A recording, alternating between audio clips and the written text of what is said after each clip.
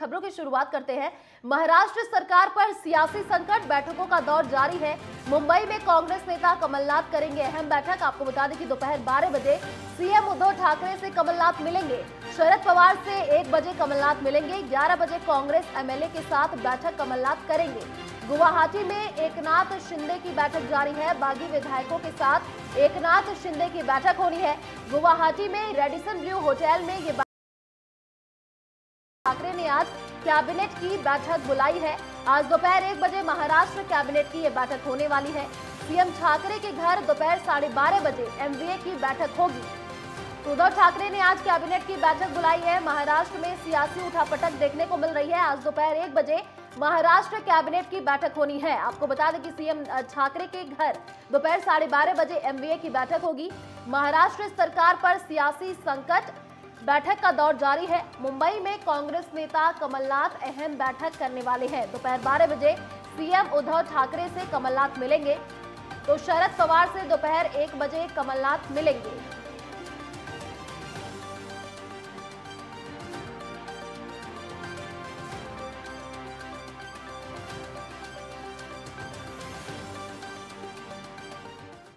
और इसी खबर पर अधिक जानकारी के लिए संवाददाता राजेंद्र ठाकुर हमारे साथ फोन लाइन पर जुड़े हुए हैं। जी राजेंद्र, माफ कीजिएगा, लाइव जुड़े हुए हैं।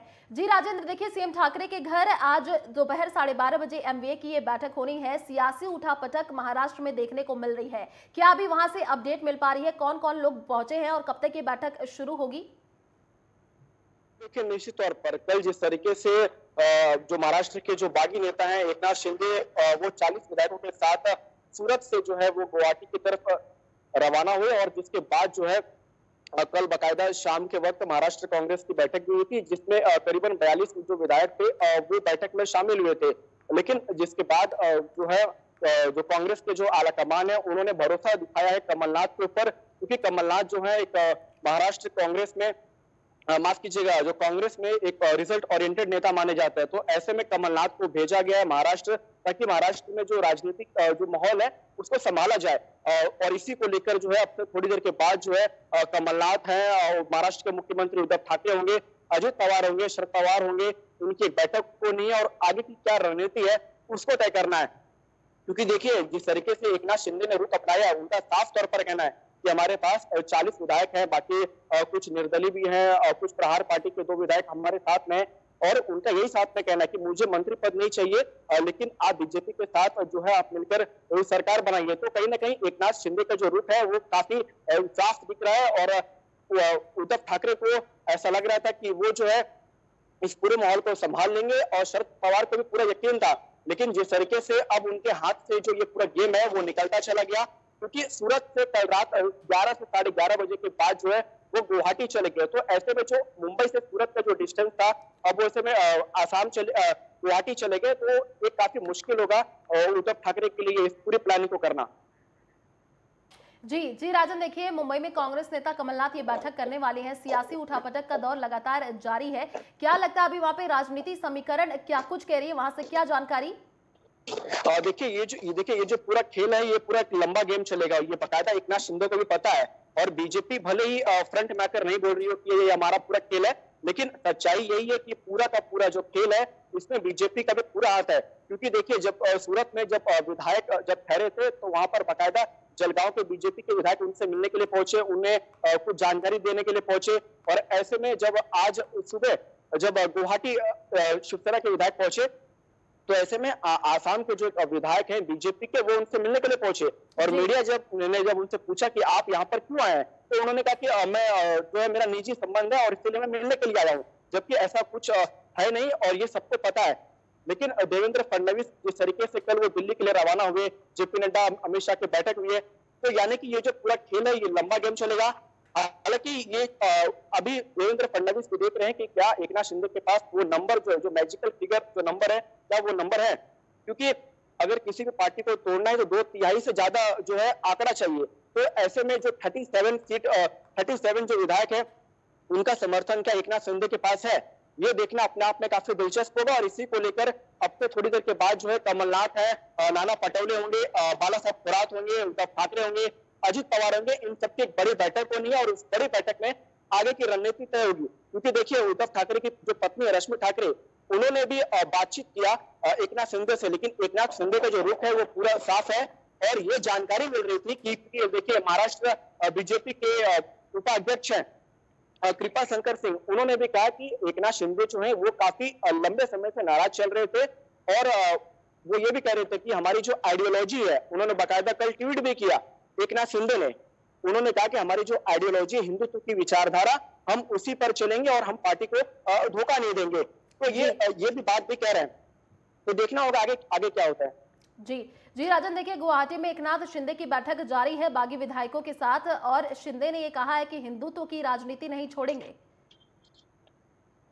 बिल्कुल, देखिए निश्चित तौर पर कल उद्धव ठाकरे की जो पत्नी है रश्मि ठाकरे, जब उनसे बातचीत हुई, करीबन 15 मिनट की ये पूरी बातचीत थी और इस पूरी बातचीत में एकनाथ शिंदे ने यही कहा कि अगर आप बीजेपी के साथ मिलकर अगर आप सरकार बनाते हैं तो हम आपके साथ हैं, क्योंकि महाराष्ट्र की जनता ये नहीं चाहती, हमारा और कांग्रेस और एनसीपी का कोई तालमेल नहीं है। लेकिन सवाल ये है कि 2.5 साल के बाद ये एकनाथ शिंदे को समझ में आया कि हमारा कोई तालमेल नहीं है, ये कांग्रेस पार्टी का कहना है।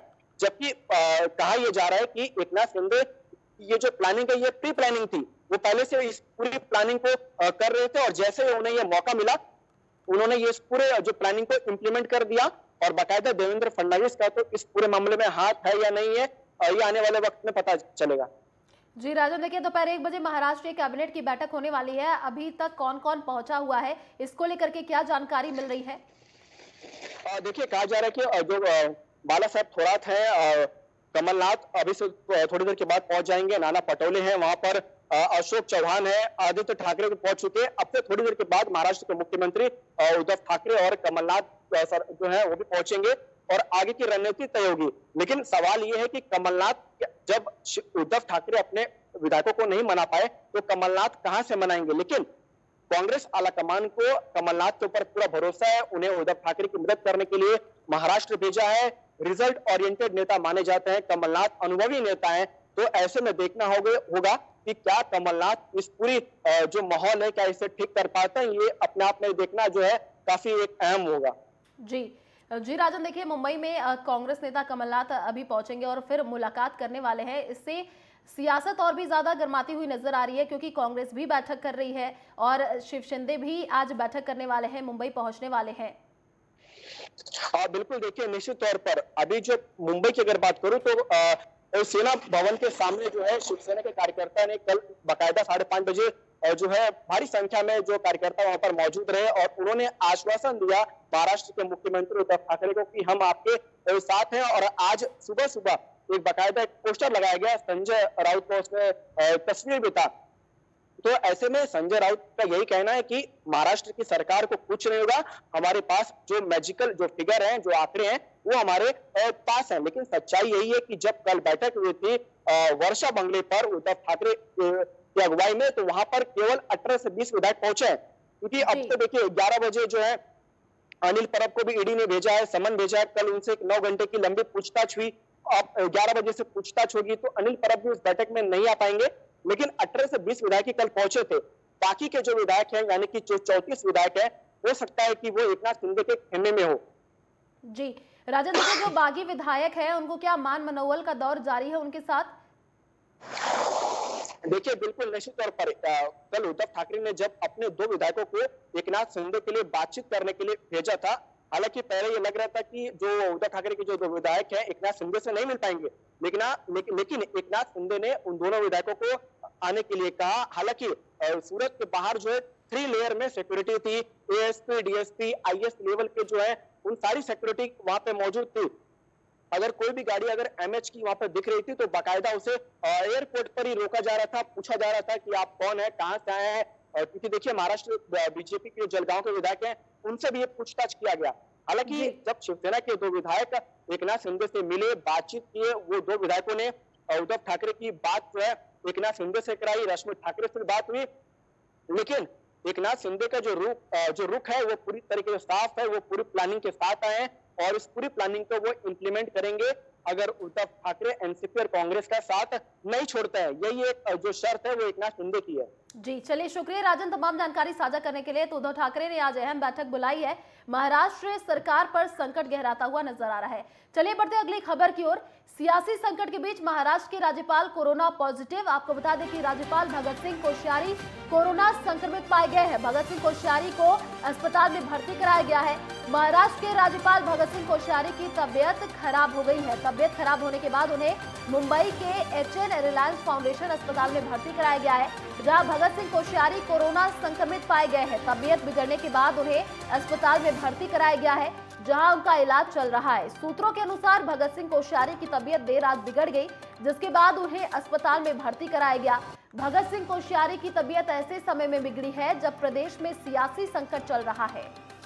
तो भगत सिंह कोश्यारी को कोरोना हुआ है और उनको अस्पताल में भर्ती कराया गया है। आपको बता दें कि सियासी संकट के बीच महाराष्ट्र के राज्यपाल कोरोना पॉजिटिव पाए गए हैं। तो राज्यपाल भगत सिंह कोश्यारी कोरोना संक्रमित पाए गए हैं। भगत सिंह कोश्यारी को अस्पताल में भर्ती कराया गया है। तो सियासी संकट के बीच महाराष्ट्र के राज्यपाल कोरोना पॉजिटिव पाए गए हैं।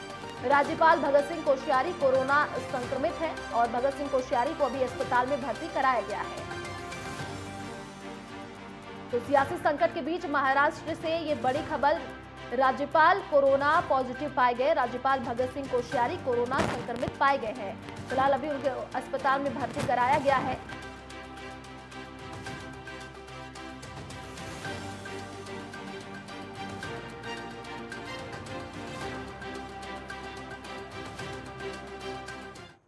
चलिए रुकते छोटे से ब्रेक के लिए, जल्द लौटेंगे कुछ और खबरों के साथ।